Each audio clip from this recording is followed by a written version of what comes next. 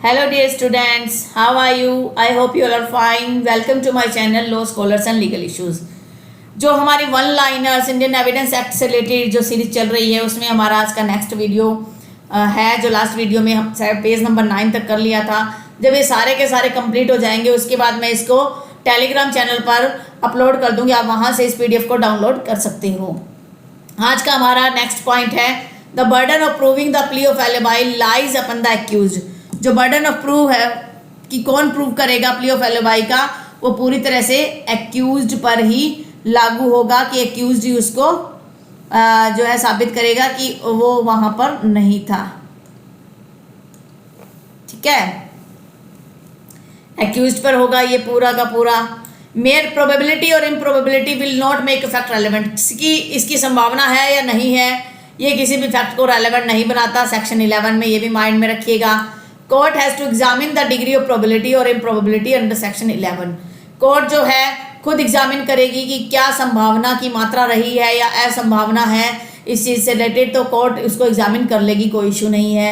A history sheet of an accused person kept in the police station is not a man's character as it is based on hearsay. एक कोई accused व्यक्ति है, उसकी history निकालना कि पहले भी उसने कोई क्राइम किया था, उसके पुलिस स्टेशन में उसका रिकॉर्ड पड़ा है, तो वो ये डिसाइड नहीं करता कि उस व्यक्ति का करैक्टर कैसा है, क्योंकि ये तो सिर्फ सुनी सुनाई बातों पर ही बेस्ड है। कंस्टिट्यूटिंग और containing a libel is known as libellous character. Libel जो है लाइबल जो है कंटेन कर रहा है, कंस्टिट्यूट कर रहा है, बना रहा है, तो वो लाइबेलियस करैक्टर माना था। लाइबेलियस का मतलब होता है सुनी सुनाई बातें। Dying declaration is admissible when it is made either before a magistrate और अ पुलिस ऑफिसर और अ डॉक्टर और a private person. Dying declaration admissible मानी जाती है when it made either before a magistrate, या तो मजिस्ट्रेट के सामने दी गई हो, या पुलिस ऑफिसर के, या डॉक्टर के, या प्राइवेट पर्सन की।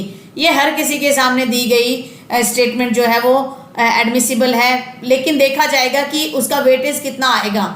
मजिस्ट्रेट के सामने जो डाइंग डिक्लेरेशन होगा वो उसकी सब्सटेंटिव वैल्यू ज़्यादा होगी, पुलिस ऑफिसर के सामने कम होगी, डॉक्टर के सामने ज़्यादा होगी, प्राइवेट पर्सन के सामने भी कम होगी। तो डिपेंड करता है करैक्टर टू करैक्टर की किसके सामने आपने डाइंग डिक्लेरेशन दिया है। Proof of fact depends upon the probability of its existence and not upon the accuracy of the statement. कि किसी व्यक्ति ने क्या स्टेटमेंट दी है, ये इस पर डिपेंड नहीं करता कि क्या फैक्ट का प्रूफ देना है, ये डिपेंड करता है प्रोबेबिलिटी पर, क्या संभावनाएं थी। Presumption under the law of evidence are presumption of facts and presumption of law. जो लॉ के अंदर जो प्रेजम्पशन दी गई है वो प्रेजम्पशन ऑफ फैक्ट। फैक्ट का मतलब होता है मे प्रिज्यूम। ये डिपेंड करता है, प्रेजम्पशन ऑफ फैक्ट है वो मे प्रिज्यूम को बोला जाता है कि उसमें कोर्ट जो है, कोर्ट की इच्छा है, डिस्क्रिशन है कि वो उसको प्रिज्यूम करेगी या नहीं करेगी। लेकिन प्रेजम्पशन ऑफ लॉ ये कहता है शैल प्रिज्यूम, कोर्ट को उसे प्रिज्यूम करना ही पड़ेगा। तो ये जो है इंपॉर्टेंट पॉइंट है। The relevant fact must be legally relevant. Legally relevant होना चाहिए। जो एविडेंस एक्ट में जो रेलेवेंट के सेक्शन 6 से लेकर 55 तक जो प्रोविजंस दिए गए उनमें वो रेलेवेंट होना चाहिए। लॉजिकली हम अपना बैठ के लॉजिक लगा लेते हैं कि ये पर्टिकुलर व्यक्ति उस टाइम वहां पर था, तो हो सकता है इसने क्राइम किया होगा, पर क्या उसकी रेलेवेंसी इंडियन एविडेंस एक्ट में वो मैटर करेगा।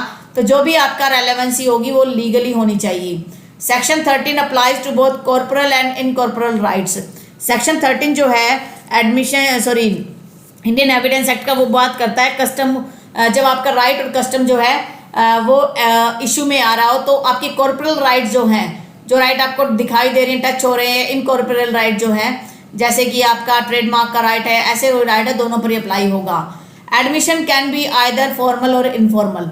फॉर्मल तरीके से एक जो फिक्स रूल दिया गया उस हिसाब से भी आप एडमिशन दे सकते हो, और एक नॉर्मल अपनी वर्डिंग में या कहीं भी किसी के सामने आपने कुछ स्वीकार कर लिया है तो आप वो भी एडमिशन दे सकते हो। Admission are not conclusive proof of the matters admitted but operate as estoppel. ये बात करता है कि एडमिशन जो आप दे रहे हो, कोर्ट में एडमिट कर रहे हो किसी बात का, वो कंक्लूसिव प्रूफ नहीं है, उसको आपने प्रूव करना पड़ेगा। और उसको ये माना जाता है कि एस्टॉपल है। आपने एक बार कोई स्टेटमेंट दे दी, उसको आप मना नहीं कर सकते। सेक्शन 31 इसकी बात करता है एविडेंस एक्ट का। Necessity rule as to the admissibility of evidence is contained in section 32। जो नेसेसिटी का रूल है वो सेक्शन 32 में है, जो डाइंग डिक्लेरेशन की हम बात करते हैं। हालांकि डाइंग डिक्लेरेशन 32 क्लॉज 1 में ही फॉल करता है, बाकी जगह नहीं। Dying declaration is admissible in both civil and criminal proceeding. Dying declaration जो आपने दिया है मरते टाइम आपने जो स्टेटमेंट दी है वो सिविल और क्रिमिनल दोनों में ही एडमिसिबल है। Section 27 is reflection of doctrine of conformation bye subsequent fact. जो सेक्शन 27 है वो ये बात करता है कि आपने पहले कुछ स्टेटमेंट दे दिया था तो उसको आप कंफर्म कर रहे हो, उसको आप रिजेक्ट नहीं कर सकते। एक तरीके से ये है कि आपने कोई एक ऐसा कन्फेशन दे दिया, आपने कन्फेशन दिया कि एक पर्टिकुलर जगह पर मैंने जो एक नाइफ है उसको छुपा रखा है, और सेक्शन 27 में जाकर आप जो है उस नाइफ को वहाँ से जिस पर्टिकुलर जगह पर छुपाया था आपने वो वहाँ से निकलवा दिया। तो जितना जो नाइफ की छुपाने की बात से लेकर जो कन्फेशन दिया गया सिर्फ वही वैलिड माना जाएगा। ये कंफर्म कर रहा है आपके फैक्ट्स को। A court has no discretion regarding a proof of fact in context of conclusive proof, कि कोर्ट के पास ऐसी कोई डिस्क्रिशनरी पावर नहीं है कि वो कंक्लूसिव प्रूफ के रिगार्डिंग कुछ नए फैक्ट को एडमिसिबल करे। एडमिशन में भी ऑरली और राइटिंग फॉर्म में हो सकता है, इलेक्ट्रॉनिक फॉर्म में हो सकता है, तीनों तरीके से हो सकता है। कोई भी कन्फेशन आप पुलिस ऑफिसर को देते हो वो क्या माना जाता है, इररेलेवेंट माना जाता है, उसकी कोई वैल्यू नहीं है। कस्टम ऑफिसर जो है पुलिस ऑफिसर नहीं है, ये हम ऑलरेडी डिस्कस कर चुके हैं।